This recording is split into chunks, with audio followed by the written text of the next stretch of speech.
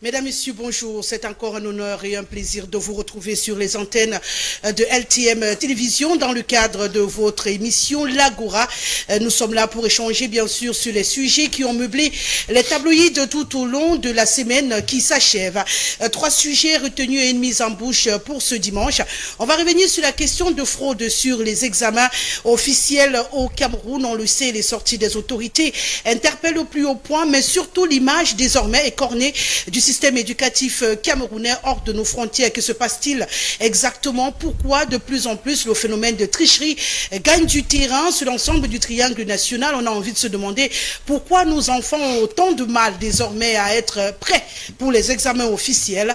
Cette actualité sera au cœur de nos échanges ce dimanche. On parlera également des crises énergétiques de Soukadel qui est arrivée avec beaucoup d'espoir pour le peuple camerounais, des citoyens qui aujourd'hui vivent un véritable calvaire, parlant bien entendu d'accession à cette énergie électrique qui nous fait défaut. Que se passe-t-il également dans ce secteur-là? Est-ce que finalement le Cameroun est dans les passes pour ce qui est de trouver des solutions qui sont d'apporter de l'énergie aux différents ménages dans l'ensemble du pays? On parlera également des effondrements des immeubles. On l'a constaté après la série de 2023 et les décisions prises par les autorités du Cameroun. L'on se disait avoir tourné définitivement le dos au problème d'effondrement des immeubles que non. Depuis quelques semaine, le calvaire est de retour, j'allais dire le malaise est de retour après bien entendu Bonamou Sadi où l'on a enregistré 5 morts. On a également le cas de Newbel et le cas bien entendu de Bounaberi, ça c'est pour ne citer que les plus récents. On a envie de se demander que se passe-t-il finalement dans ce secteur d'activité au Cameroun? Est-ce que nos ingénieurs ne sont plus à la hauteur ou c'est simplement l'esprit du Camerounais qui est mal tourné?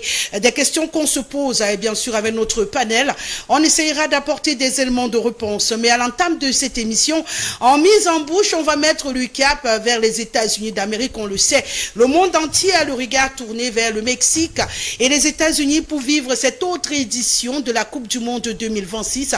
Au-delà de la pelouse, beaucoup de catastrophes, beaucoup d'esclades, beaucoup de polémiques également. On va donner un petit mot autour de cette actualité à l'entame de cette émission. Voilà pour ce qui est de la vitrine. Je vous invite à vous installer confortablement. N'oubliez surtout pas, cette émission se veut interactive. Vous avez un code d'accès pour participer, le 6 99 13 50 75 par SMS ou par WhatsApp. Si vous êtes hors du pays, c'est pas grave. Rajoutez simplement le 237 qui est l'indice du Cameroun et vous serez direct dans la messagerie de votre émission.